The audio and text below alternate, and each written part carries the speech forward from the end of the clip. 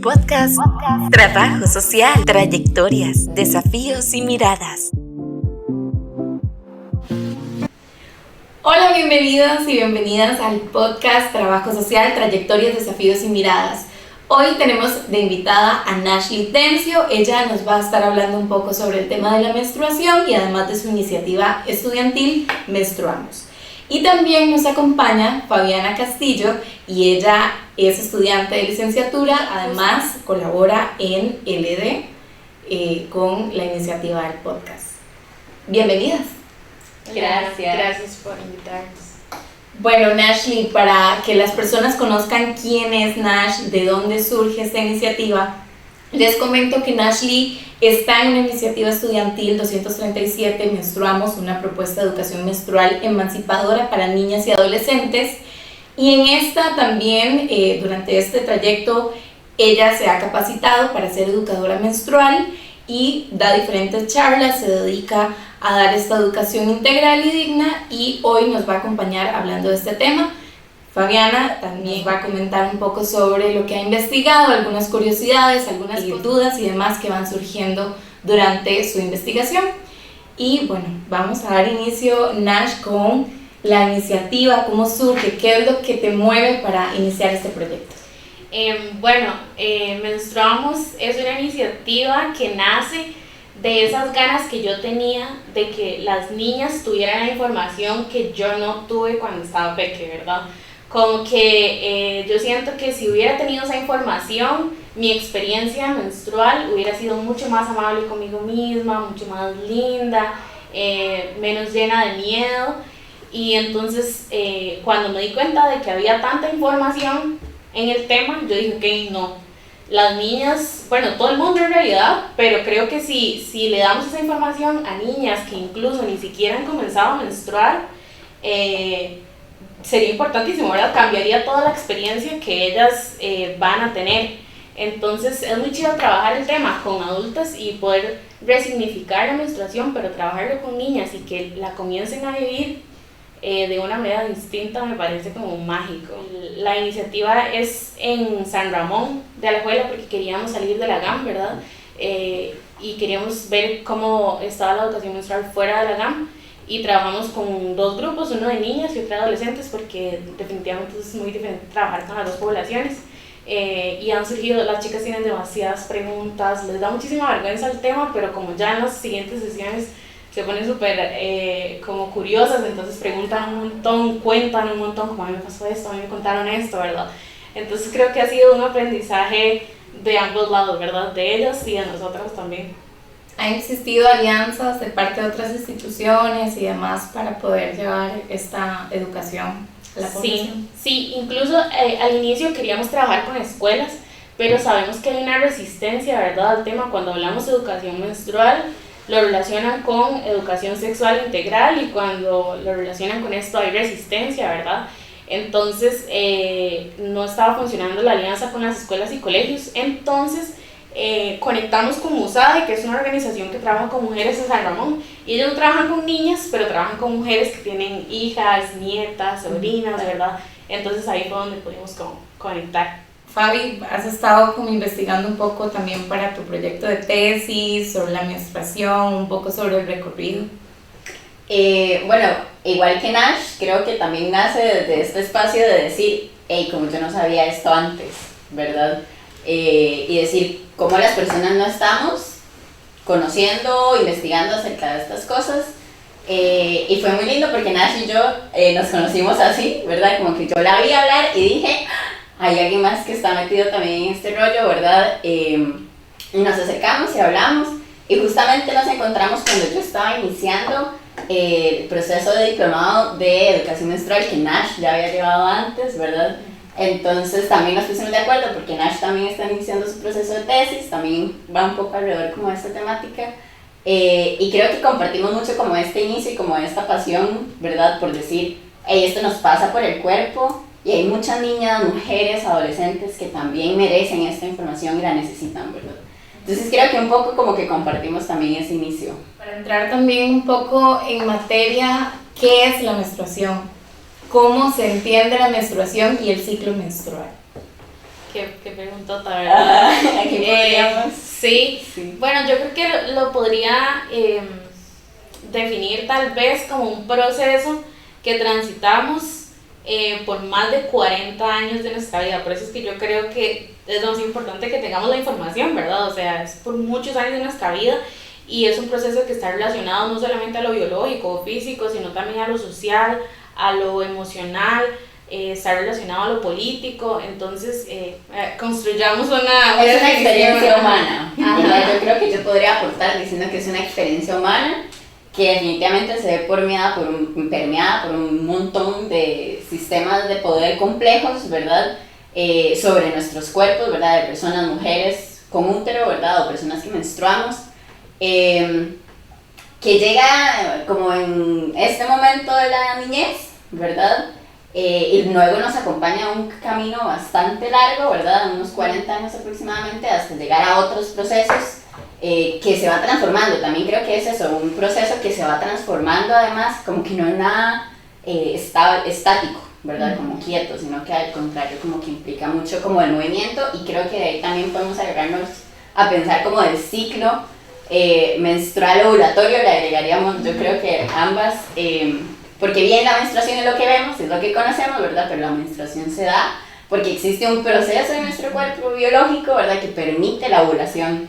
Entonces eso nos permite menstruar, ¿verdad? Y entonces de ahí yo creo que ya entramos a la otra discusión acerca del ciclo. A mí también me gusta mucho decir que la menstruación es nuestro cuerpo hablándonos, ¿verdad? Porque está directamente relacionado con nuestra salud. Entonces yo creo que es definitivamente un signo de salud en nuestro cuerpo, y por eso es tan importante tener esa información, ¿verdad? Y aprender a escucharnos, porque está directamente relacionado con nuestra salud también. Creo que ahí voy a contar que siempre lo he pensado, que una vez al mes mi cuerpo necesita toda mi atención, toda mi energía, más allá de lo que habitualmente. Y entonces sí es eso justamente, ¿verdad? Cómo se ve el proceso y cómo lo leemos y lo entendemos, más allá de algo que simplemente llega todos los meses y ya se acabó. Entonces también es como muy importante. Por otro lado, la experiencia que es menstruar, porque estamos hablando de que vivimos en una sociedad donde se nos ha impuesto una experiencia bastante desastrosa de lo que es menstruar, ¿verdad? Muchísimo terror, muchísimas cosas, mucha responsabilidad incluso para nosotras al menstruar y empezar todo este proceso. Entonces, ¿cómo se vive ese proceso desde personas que están investigando esto, desde personas que están educando a niñas y adolescentes allá afuera? ¿Cómo es la experiencia y cómo también son los estigmas sociales que encierran todo este tema de la menstruación? Bueno, yo creo que la palabra que puedo decir es silencio, ¿verdad? Como que históricamente han silenciado nuestra experiencia, ¿verdad? Es algo como que tenemos que mantener en secreto, que tenemos que mantener en lo personal, ¿verdad? En lo íntimo, exacto. Entonces, el momento en el que mantenemos la experiencia en silencio, reproducimos muchísimos mitos y estigmas, y ese montón de mitos y estigmas nos producen un montón de miedo, ¿verdad? Desinformación que resulta en miedo. Entonces yo creo que la experiencia históricamente ha sido así, ¿verdad? Como en silencio, entre nosotras, entre hermanas, ¿verdad? Tías, y ha estado cargada entonces por esta razón de mitos y estigmas, ¿verdad? Y bueno, no sé si quieren mencionar algo de eso. Yo creo que un poquito nada más, esto me resuena un montón cuando hablas de silencio y retomamos esta frase famosa, ¿verdad? De que lo que no se dice no existe, ¿verdad? Entonces, y es loquísimo porque la menstruación ha existido en nuestros cuerpos desde hace mucho tiempo, ¿verdad? Yo no puedo decir cuánto, pero es una experiencia que ha sido como, pues, muy ancestral incluso también, ¿verdad? Y ha sido silenciada contemporáneamente un montón desde distintos espacios, y entonces como que hacemos que no existe y buscamos como también ocultarla y apagarla, ¿verdad? Y entonces eso nos desconecta totalmente también como de un poco de nuestra naturalidad, digamos, de nuestras lógicas, ¿verdad? Corporales, que luego se pueden influenciar también un montón como en las partes sociales, psicológicas, emocionales, ¿verdad? Entonces, ¿verdad? Yo creo que muchas personas con útero y mujeres menstruantes como que sufren mucho, ¿verdad? Y como que está este estigma súper grande de sufrimiento y de dolor sobre la menstruación, ¿verdad? Entonces, tras de que no lo hablamos, lo silenciamos, lo metemos en una cajita dolorosa, ¿verdad? Y entonces nos resignamos a eso, ¿verdad? Y yo creo que ahora Nash decía, cuando ella la motivó mucho como esta iniciativa, ¿verdad? De que las niñas sepan estas cosas y lo que significó para ella conocer y entender acerca del ciclo menstrual, el bien que puedo hacer por su cuerpo, ¿verdad? Como, bueno, ahora tal vez la menstruación puede ser un poco más amigable, ¿verdad? O puedo tratarla y vivirla de ciertas maneras un poco más amistosas, ¿verdad? Menos dolorosas. Entonces, como que este silencio incluso hasta nos duele, ¿verdad? En el cuerpo. Yo creo que es una parte como súper compleja, que de fijo hay un montón de cosas también encima, ¿verdad? Pero creo que el silencio es una de las principales y concuerdo totalmente con Nash en eso. Incluso en la familia se invisibiliza eso, ¿verdad? Y incluso también sucede el tema de que, porque lo recuerdo de una experiencia personal donde es una niña de una determinada edad, llega a la escuela y simplemente es como, ¿y ahora qué hago? O sea, después, ¿qué procedes? Utilizo una toalla, pero ¿para qué es esto? ¿Cómo? Y además hay, o sea, el mercado ha hecho una maravilla con la menstruación, ¿verdad? Entonces hay toallas de todos los colores, sabores y de todas las texturas y demás, pero entonces también se vuelve muy confuso y entonces hasta dónde se pierde realmente lo que es y para lo que es y hasta dónde nos perdemos también nosotras en el camino de saber cómo abordar este tema de una forma sana para nuestro propio cuerpo y para... Qué interesante eso que mencionas como de hasta, bueno, como pienso que el autoconocimiento nos lleva a saber qué necesito yo, ¿verdad? Porque entonces no hay una manera de menstruar, como que los medios nos venden, como por ejemplo ahorita en este momento el tema de las copas menstruales, por ejemplo, que claro, es una maravilla, pero no para todas, ¿verdad? O no todas tenemos acceso a una copa menstrual, entonces pienso que el tema no es como ir y mostrarle al mundo qué tienen que hacer, ¿verdad? O cómo tienen que menstruar, qué productos tienen que usar y por qué es bueno o por qué es malo algo, sino como dar la información necesaria para que podamos conocernos a nosotras mismas y poder identificar qué es lo que necesito, qué es lo que me hace sentir bien, ¿verdad? Y qué es lo que es bueno para mí, entonces. Ahí yo quiero como meter un poquito la cuchara y pensar un poco en los objetivos, o lo que yo pienso un poco como los objetivos de una educación menstrual integral, real, ¿verdad? Cuando vos decís esto, ¿verdad? Como que yo creo que ya las mujeres históricamente hemos recibido un montón de voces y mandatos, ¿verdad? De voces masculinas, además, blancas, heteronormadas, etcétera, ¿verdad? Sobre nuestros propios cuerpos, ¿verdad? Entonces yo creo que la educación menstrual viene y hay que posicionarla desde no queremos decirte qué vas a hacer con tu cuerpo, ni con tu menstruación, ni con tu ovulación, sino quiero que la conozca, quiero que entienda que esto es lo que pasa, y que de ahí usted tome sus decisiones y usted tome las riendas de lo que usted siente, cómo lo siente, ¿verdad? Y entonces, claro, hay un montón de gente, como decís vos, ¿verdad? Que se hace millonaria con la menstruación, con los productos anticonceptivos, etcétera, ¿verdad? Y más bien creo que la educación menstrual viene a romper eso, ¿verdad? Como decir, aquí está la info, aprendamos, pero entonces luego, pum, autonomía, ¿verdad? ¿Qué hago con todo esto? ¿Qué hago conmigo? ¿Verdad? Como, que a mí me parece súper valioso y súper rico también como de esa parte. Que aquí rescato la educación menstrual emancipadora. Y esta idea y este concepto que se le da es justamente eso, te doy la información, te doy esa herramienta ahí a la mano, pero es emancipadora. Ya a partir de acá tenés esa libertad.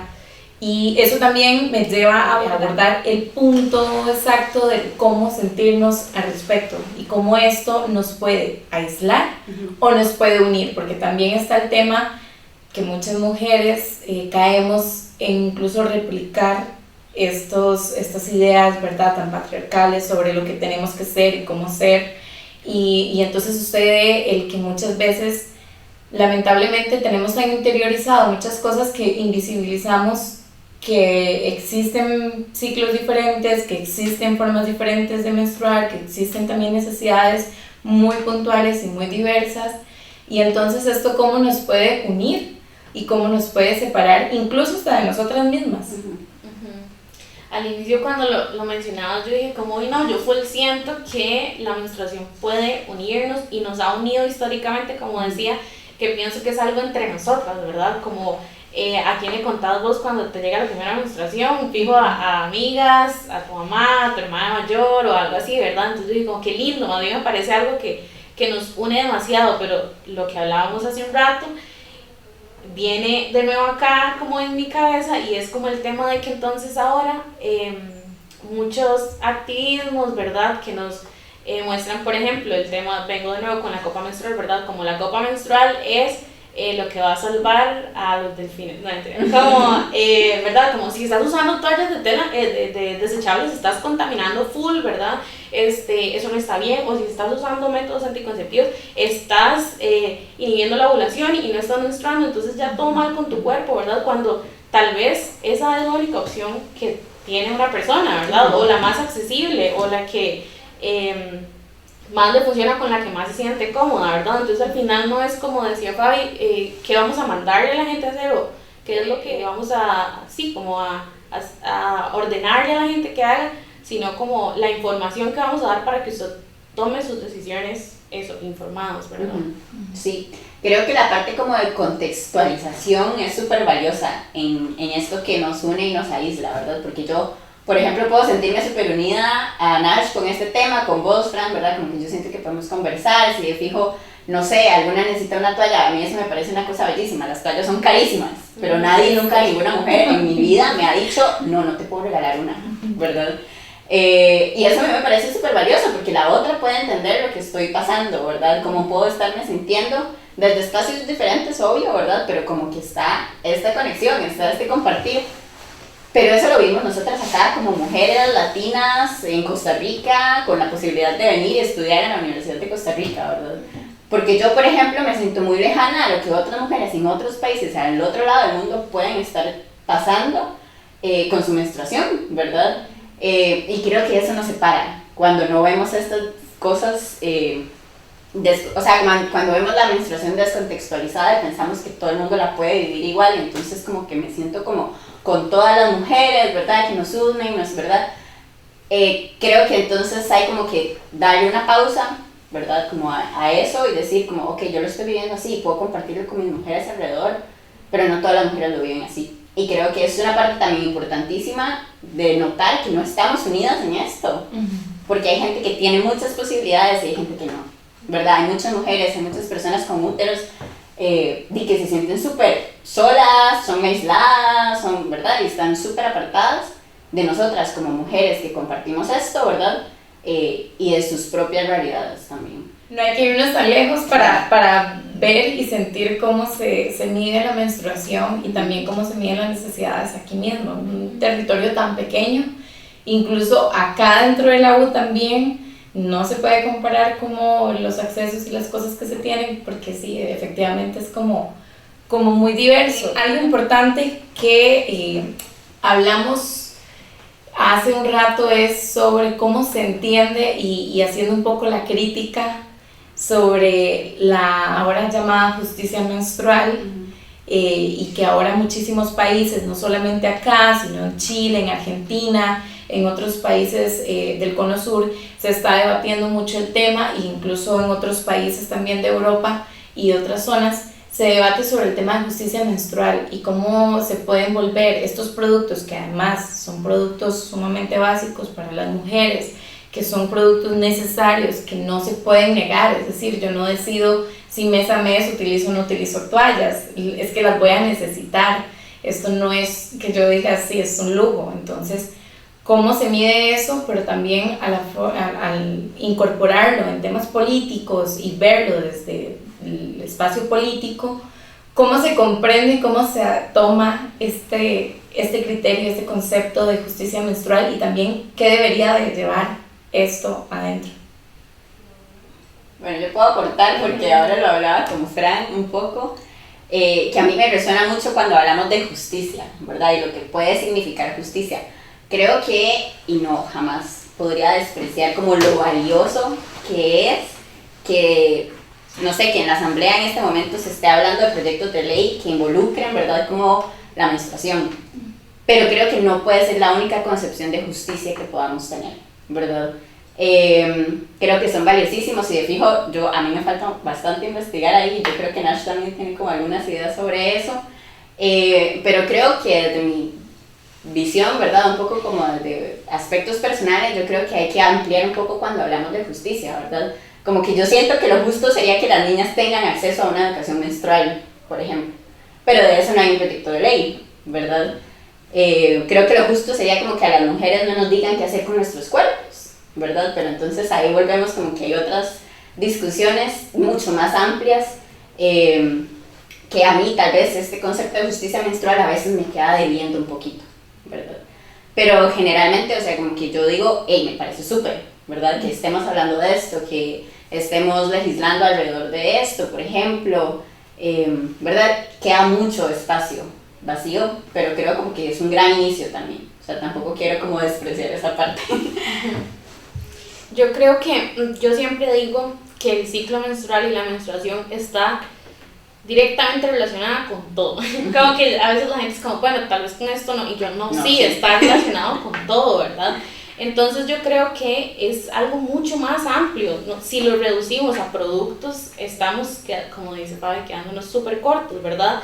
Entonces, no sé, a veces pienso también como, tal vez si el término dignidad menstrual sea un poco más amplio, ¿verdad? Como si hablamos entonces de dignidad, como tener espacios seguros, como tener acceso a productos, como tener acceso a información, acceso a educación. Entonces creo que tal vez por ahí, ¿verdad? O como entonces directamente relacionado a los derechos humanos, que eso ha sido algo como que ha estado presente en mi investigación del trabajo final de graduación, y es que siempre lo he planteado la dignidad menstrual como un derecho humano, y la realidad, que es lo que han llegado a decirme, es que no es un derecho humano, ¿verdad? Entonces, claro, yo entiendo, ¿verdad?, que no está establecido como un derecho humano todavía, no está establecido como un derecho humano, ¿verdad?, pero está directamente relacionado con los derechos humanos, ¿verdad? Entonces, yo creo lo mismo que Fabi, ¿verdad?, que definitivamente el acceso a productos es increíblemente necesario y amplio, ¿verdad? Porque si hablamos solamente de toallas, no sé, hay muchas chicas que, por ejemplo, las toallas desechables le generan alergia, ¿verdad? Entonces, ¿qué es lo que les funciona? Hace poco hubo una donación muy grande de copas menstruales a la cárcel de mujeres y a un grupo, y solamente donaron sin haber preguntado. Por ejemplo, las copas hay que hervirlas cada vez que se utilizan, cada ciclo. Ellos no tienen el acceso a hervir las copas cada vez que la vayan a usar, no tienen acceso como a baños con agua donde puedan como cómodamente cambiárselas, ¿verdad? Entonces yo creo que se trata también de lo que hablaba Fabi, del contexto, ¿verdad? Como estamos investigando, estamos preguntando, estamos hablando como de qué necesitan, en lugar de nosotros decir o definir nosotras a partir de nuestra propia experiencia qué es lo que necesitan las mujeres, niñas y otras personas que menstruan, ¿verdad? Se sigue supliendo la necesidad desde una posición muy vertical, desde una posición también como muy estigmatizante sobre esto, y también como que se sigue haciendo muy pequeño para todo lo que se abarca. Ahora que mencionabas esto, también hablemos de por ejemplo, de las personas que han tenido conflictos porque con las copas menstruales, alguna infección y demás, porque además de eso se necesita todo un círculo de higiene para hacer el cambio, porque vas a tener contacto directo, porque vas a estar... Entonces, realmente creo que son cosas que no se contemplan, o alrededor de los tampones y todo el tema de higiene, todo el tema de salud que hay detrás, y creo que también se continúa como con esto al creer que solamente es suplir de todos los productos y listo. Y entonces ahí caemos a razón también que es pertinente la educación menstrual digna, integral, y que contemple todas estas cosas, que sea completamente interseccional, que sea completamente, que atraviese todo.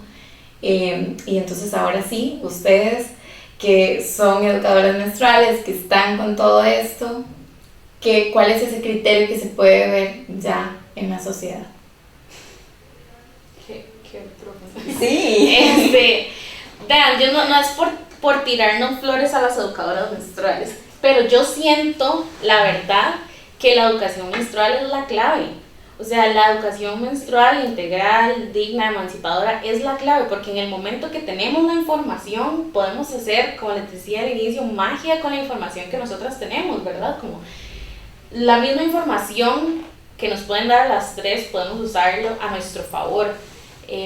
Hoy escuchaba una propuesta de un proyecto de educación menstrual y actividad física, ¿verdad? Como las chicas que son deportistas y cómo todos los entrenamientos, los ejercicios y las rutinas están hechas para cuerpos que no menstruan, ¿verdad?